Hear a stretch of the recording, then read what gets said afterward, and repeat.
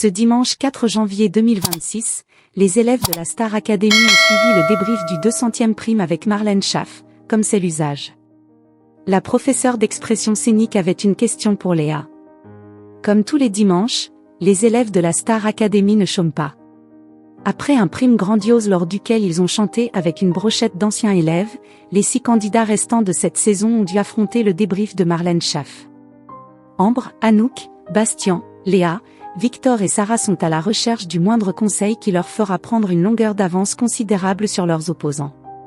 Et la professeure d'expression scénique saisit toutes les opportunités pour leur livrer des astuces.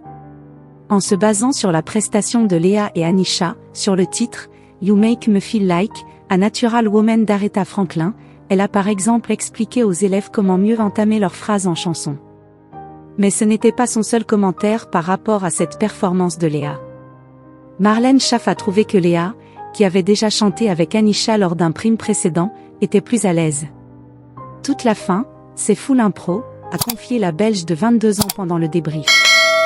Au répète, ça s'est mal passé parce qu'on n'avait rien prévu.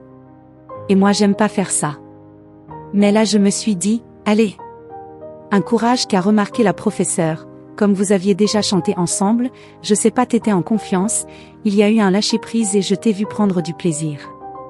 Ceci étant dit, Marlène Schaff a voulu poser une question spéciale à Léa. C'est de la curiosité pure, est-ce que ça change tes sensations de chanter avec un piercing sur la langue, lui a-t-elle demandé. Léa n'a pas paru étonnée de cette question.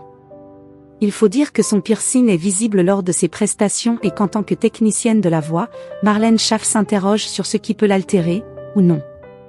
Mais la réponse de la chanteuse en herbe était aussi claire qu'étonnante, non.